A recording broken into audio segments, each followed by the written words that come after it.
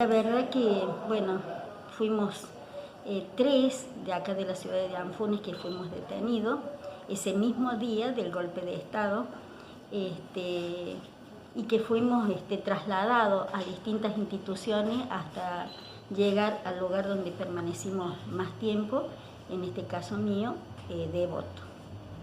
Desde la ciudad de Anfunes usted fue atravesando o pasando por distintos lugares hasta finalmente llegar a Devoto. Sí, fui detenida alrededor de las 8 de la mañana. Por supuesto llegamos a la comisaría de acá de Anfunes. De acá fui trasladada pasamos por Jesús María, en la gendarmería paramos un ratito. Luego fuimos a la unidad 1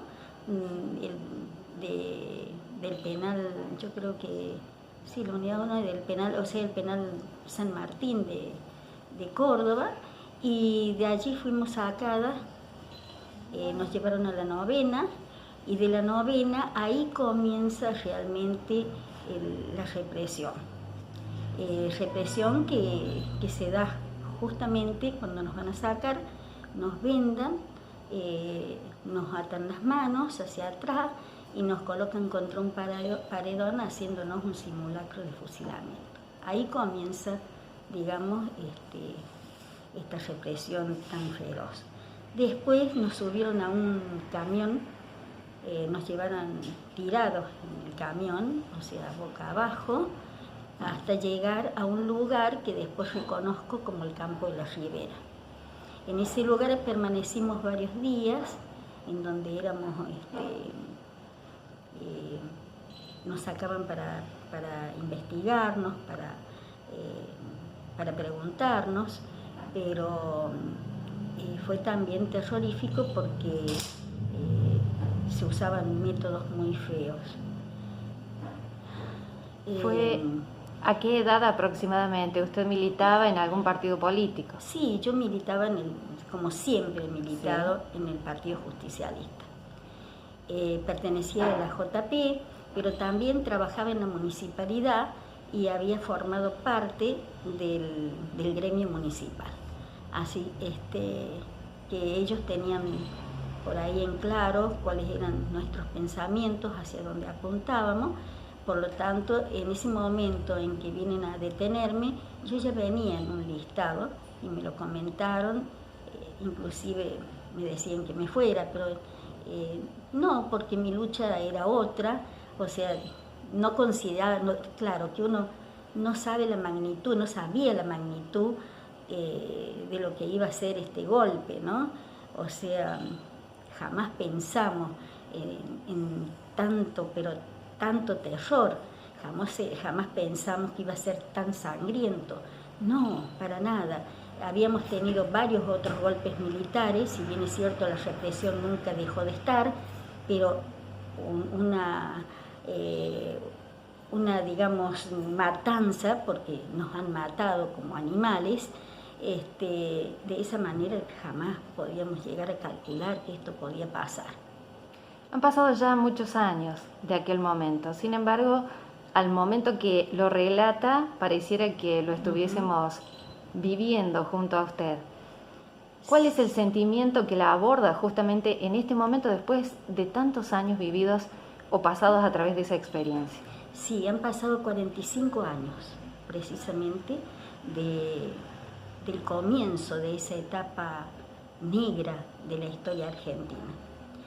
Y cuando por ahí me pongo a pensar, y los otros días escuché a un compañero que también estábamos relatando el tema del Campo de la Ribera, me ponía a pensar en tantas cosas que hemos pasado, pero lo peor ha sido para aquellos que por lo menos nosotros le hemos podido contar, pero los que no han podido volver, que nunca más se pudieron encontrar con su familia, me imagino lo que debe haber sido el dolor de ellos, porque nosotros sentimos el dolor de la pérdida de los 30.000, se imaginan lo que debe haber sido el dolor de una madre, de un hermano, al saber que nunca más iban a volver.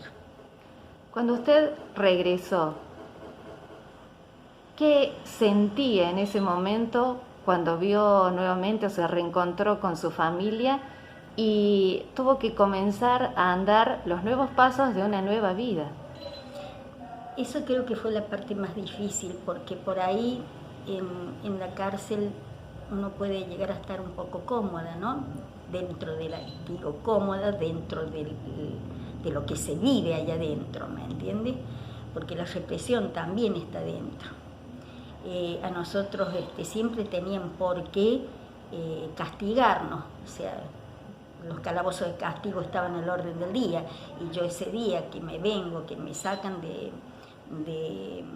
ya para darme la libertad, ese día me bajaron de los calabozos de castigo que hacía 20 días que estaba.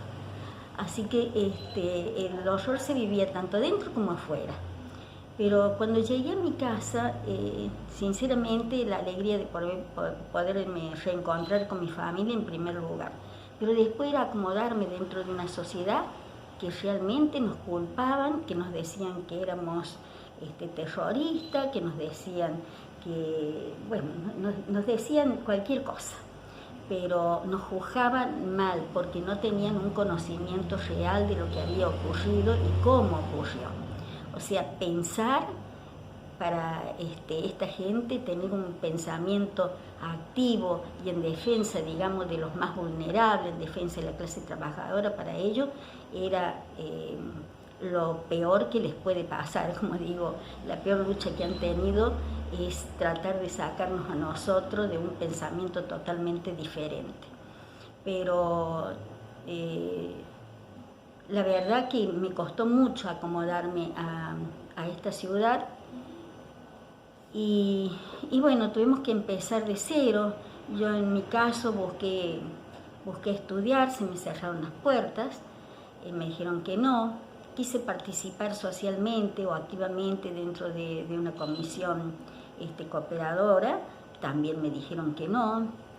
Y bueno, decidí estudiar y irme a otro lado a estudiar. Y así como fue que me fui a Cruz del Eje a estudiar la carrera de maestra jardinera, que no era eso lo que yo quería, porque en realidad quería hacer otra cosa, pero bueno, no tenía margen para la elección. Dentro de todo estaba dentro de lo que yo quería, que era trabajar con niños diferentes, en este caso iba a trabajar con niños pequeños.